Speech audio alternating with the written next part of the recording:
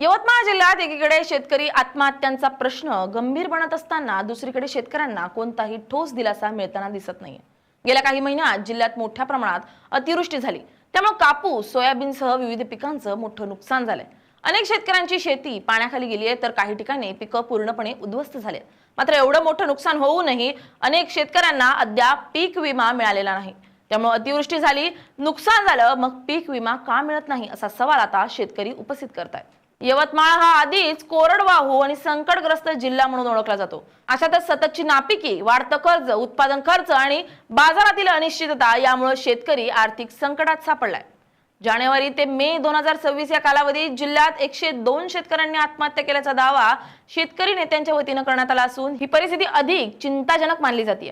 दुसरीकडे सरकारनं नुकतेच कर्जमाफी जाहीर केली असली तरी त्याचा प्रत्यक्ष लाभ अनेक शेतकऱ्यांना मिळत नसल्याचं चित्र आहे। पावसाळा तोंडावर आला असताना शेतकरी नवीन पीक कर्जासाठी बँकांमध्ये जात आहेत। मात्र तुमची कर्जमाफी झाली आहे, पण आमच्या बँकांकडे अद्याप कोणतेही आदेश आलेले नाहीत असं सांगून अनेक ठिकाणी नवीन कर्ज देण्यास टाळाटाळ केली जाते असल्याची तक्रार शेतकऱ्यांकडून होती। परिणामी जुने थकीत कर्ज कायम राहिल्यानं नवीन कर्ज मिळत नसल्याची गंभीर परिस्थिती निर्माण झाली आहे। त्यातच डिझेल आणि पेट्रोलच्या दरवाढीनं शेतकऱ्यांच्या अडचणीत आणखी भर पडली आहे। ट्रॅक्टर, पंप, मशागत आणि वाहतुकीसाठी लागणाऱ्या इंधनाचा खर्च वाढल्यानं शेती करणं अधिकच महाग झालंय। वाढता डिझेल पेट्रोल दरात शेतीची मशागत कशी करायची असा प्रश्न शेतकरी उपस्थित करतायत। याशिवाय खतांच्या वाढत्या किमतींमुळेही शेतकरी मोठ्या आर्थिक अडचणीत सापडलाय। एकीकडे अतिवृष्टीचं संकट, दुसरीकडे पीक विम्याचा लाभ नाही, कर्जमाफीची अंमलबजावणी रखडलेली, बँकांकडून नवीन कर्जाला नकार आणि वाढती इंधन खत दरवाढ यामुळे यवतमाळ जिल्ह्यातील शेतकरी पूर्णपणे हवालदिल झालाय। त्यामुळे सरकार खरोखर शेतकऱ्यांच्या पाठीशी आहे की शेतकऱ्यांच्या जीवावर उठले असा संतप्त सवाल आता ग्रामीण भागातून उपस्थित केला जातोय। आज शेतकरी चारही बाजूनी संकटात सापडलाय। डिझेल दरवाढीमुळे शेतीची मशागत, सिंचन आणि वाहतुकीचा खर्च प्रचंड वाढलाय। खत, बियाणं, कीटकनाशक आणि मजुरीचे दरही गगनाला भिडले। दुसरीकडे पीक विमा नाही, नुकसान भरपाई नाही आणि कापूस, सोयाबीनला परवडणारा भावही मिळत नाही। यवतमाळ सारख्या आत्महत्याग्रस्त भागात दररोज शेतकरी आत्महत्या करत असताना सरकारच्या या निर्णयांनी शेतकऱ्यांच्या जखमेवर मीठ चोळण्याचं काम केलंय। केंद्र सरकारनं तातडीनं डिझेल दरवाढ मागे घेऊन शेतकऱ्यांना दिलासा द्यावा, अन्यथा ग्रामीण भागातील परिस्थिती आणखी गंभीर होईल। केंद्र सरकारने डिझेलची दरवाढ करून शेतकऱ्यांच्या नैराश्यात भर पाडली आहे। याच्यामुळे लागवडीचा खर्च, शेतीवर लागणारा वाहतुकीचा खर्च वाढणार आहे। तसंच खताचे भाव, बियाणाचे भाव, कीटकनाशकाचे भाव सुद्धा वाढतील। या सर्व याच्यात यवतमाळ जिल्ह्यासारख्या आत्महत्याग्रस्त भागात जेथे दररोज एक शेतकरी आत्महत्या करत आहे, तिथे आत्महत्यांना भर पडेल। कारण पीक विमा तुम्ही नाकारला यवतमाळ जिल्ह्याला। कापसाचा आणि सोयाबीनचा हमीभाव केंद्र सरकारने जाहीर केला, तो तोटका आहे। लागवडीचा खर्च प्रचंड प्रमाणात वाढला आहे। जेव्हा भाजप सरकारमध्ये नव्हते तेव्हा 2012 पर्यंत जे कापसाला व सोयाबीनला भाव मागत होते ते 12 वर्षानंतरही आज ते द्यायला तयार नाहीत, अशी परिस्थिती आहे। लागवडीचा खर्च मागील 12 वर्षात 3 पटीने वाढला आहे व यावर्षी खताच्या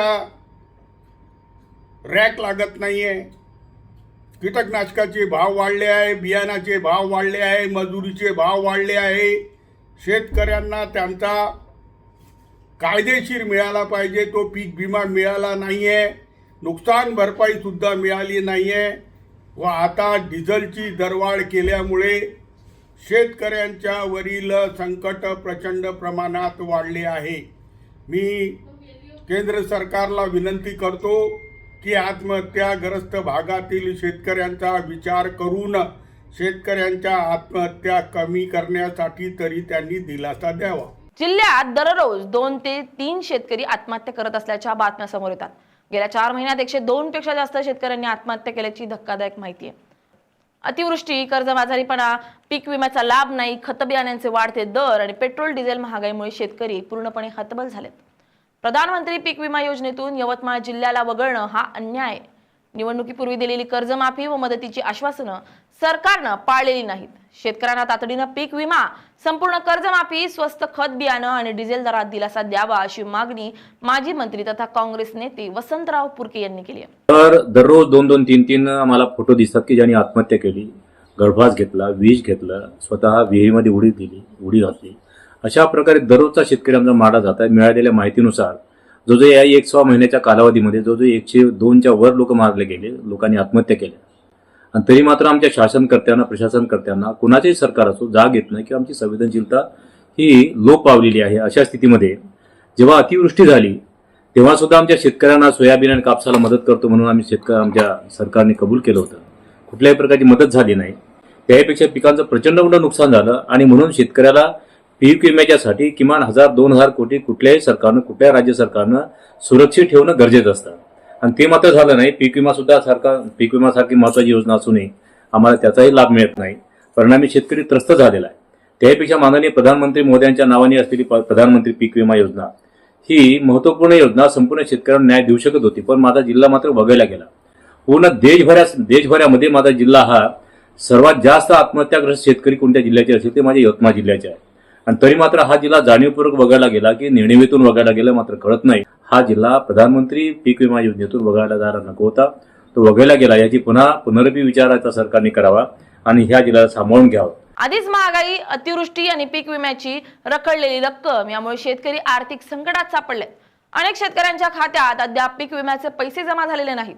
सरकारनं तात्काळ पीक विम्याची रक्कम शेतकऱ्यांच्या खात्यात जमा करावी, तसेच पेट्रोल डिझेलचे वाढलेले दर त्वरित कमी करावेत, अन्यथा परिस्थिती आणखी गंभीर होईल, अशी प्रतिक्रिया माजी खासदार हरिभाऊ राठोड यांनी दिली आहे.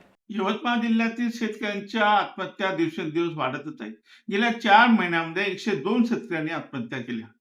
असं असताना या जिल्ह्यामध्ये जे पीक विमाचे पैसे मिळाले नाही आणि पंतप्रधान पीक विमा योजनेतून तर यवतमाळ जिल्ह्याला वगळण्यात आलेलं आहे. आधीच महागाई आणि आता तर जे बी बियाणं आहे किंवा खतं आहेत त्याचे भाव भरमसाठ वाढलेले आहे. यातच आता पेट्रोल डिझेलचे भाव आणखी वाढलेले आहे. एकंदरीत काय की शेतकऱ्यांचे हाल चालू असताना शेतकऱ्यांना आता कर्जमाफी जी जाहीर केलेली आहे त्याबद्दल सुद्धा मला शंका आहे की जी ती डेडलाईन दिली आहे, तारीख दिली आहे, त्या तारखेला गेल्या वर्षी 25 सप्टेंबरला नवं जुनं ज्याला म्हणतो आपण कर्जाचं हे फेज झाल्यानंतर ते त्यामध्ये 2 लाखामध्ये येणारच नाही. एकूण काय तर शेतकऱ्यांची हाल चालू आहे. अशा परिस्थितीमध्ये यवतमाळ जिल्हा परत या संकटाला तोंड देत आहे. शेतकरी इथला हवालदिल झालेला आहे.